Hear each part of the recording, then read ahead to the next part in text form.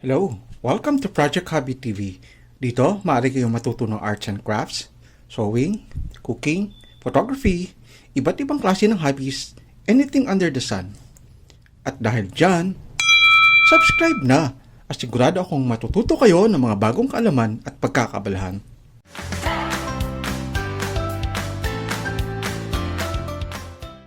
Today, masasabi kong this is just an accidental discovery kasi I actually was planning to create a video regarding tension adjustment. And then, nag-check ako na iba-ibang klaseng tension. Apparently, pare-pareho yung tension nila kahit anong number ang pipihitin ko dito. Tapos nagtataka ako, bakit pag ina-adjust ko? Kasi gusto ko sana mag-experiment like anong itsura pag sobrang mababa yung tension or sobrang taas ng tension. Apparently, kahit anong adjust ko, ayaw gumana. So, binuksan ko ulit yung ating makina at alamin kung anong nangyari.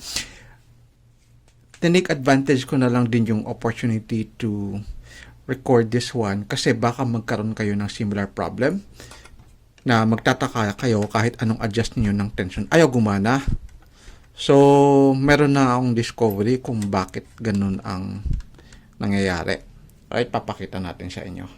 Ang una natin gagawin, i-check natin kung bakit hindi kumakagat yung tension. Kasi kung papansin niyo, pag iikot natin, parang umiikot din ito at meron na siyang crack. Ayan, ito meron na siyang crack. So, nagtataka ako paminsan, bakit ayaw gumana? Tinan mo umiikot. So, dapat, sa tingin ko, ito, nakalock dun. Nako, may crack na nga. Ayan. Dapat hindi siya sasama. Pag iikot natin siya. Tapos, parang hindi na napipiga yun dito. Kasi dapat, pagdating ng 9, masikip na siya. Itong bakal na to, nakabunggo siya dito sa parang ganito. Right, I think dapat ma-adjust yan. Kunwari, sa 9 o 1, dapat ganun siya.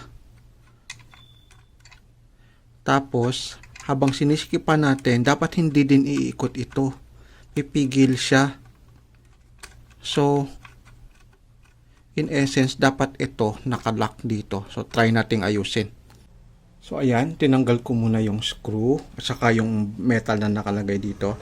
Ngayon, ilalagay natin sa 9. Tapos, dapat yun yung pinakamasikip. Alright? Pwedeng ikutin to Yan, ganon. Yun yung number 9. Tapos, sa number 1, dapat yun yung pinakamaluwag. Iikot natin dito. Alright. Tapos kasi ang nangyari ito medyo dapat naka-forward pa siya ng konti. So gagamitan natin ng pliers para lang maurong siya ng ganun. Para ito yung kumagat dito sa parang ipin nitong violet na to. So yan. Sana bubunggo na siya dun sa sa violet na yan. Tsaka natin ibabalik. Masobrahan ata. Sobra naman ng konti. So, I think yan. Ito kasi dapat yung pipigil dyan sa parang ipin. Let's see. Kunti pa.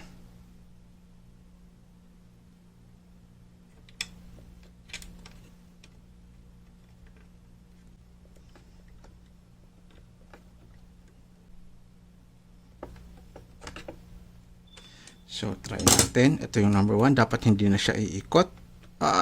Gumagalaw ka pa rin. Yan, 9. Ulitin natin. Dapat hindi kasi talaga siya umikot So, ayan, na-adjust na natin. So, dapat hindi siya umiikot. paggawa nyo yung pinakamaluwag, then yung 9, yung pinakamasikip. So, ayan, in-adjust ko lang to ng konti na dapat siya yung nagpipigil doon sa ating parang itong pinaka-screw na to. Yan, ganun siya dapat. Right, so, again, kung mapansin niyo kahit anong adjust ninyo ng ating tension dial at ayaw sumikip o lumuwag, buksan nyo, check nyo ito kung baka hindi siya kumakagat at pag pinipihit natin, umiikot din siya. So, ang function niya, adjustment lang talaga siya dito sa tension. Tapos, itong bakal na to, pipigil siya doon sa parang ipin para hindi siya iikot.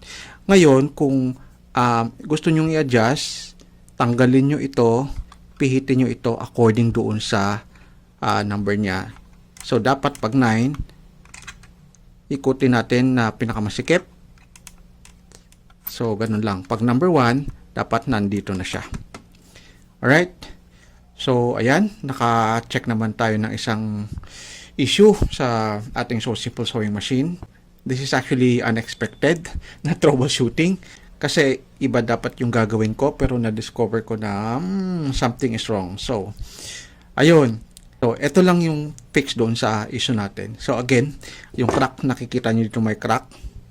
Lalagyan ko yan ng I think kaya naman siguro ng super glue. Right guys, yan muna for today. Gagawa pa ako ng isang video. Yung pinaka ating main topic sana today, which is tension. So unfortunately, nakita natin na may issue dito, pero fortunate na rin na nakadiscover tayo na isang solution sa pwedeng maging issue nyo rin in the long run. Alright, so that's it muna for today. Bago po tayo magtapos, gusto ko lang magpasalamat sa lahat ng mga subscribers natin. Today, we're able to reach 333 subscribers in just a matter of 3 months, I guess. Ito yung ating milestones right now. We're able to reach 333 subscribers. Then, we're able to reach 10,000 views. So, maraming salamat sa inyo. Kung wala kayo, obviously, wala yung support niyo sa pag-subscribe at pag-share ng mga videos natin, comments, we won't be able to reach this milestone. So, marami pa tayong kakainin bigas, kumbaga. So, sa tulong ninyo, sana yung goal natin is after 6 months, we can double the number of subscribers, saka yung views natin. So, ayan. Again, maraming salamat sa inyo lahat. So, bago tayo magtapos, huwag natin kalimutang bigyan ng malaking thumbs up ang ating video at i-share. So, till next time, dito lang sa Project Hobby, your Hobby TV. Bye-bye!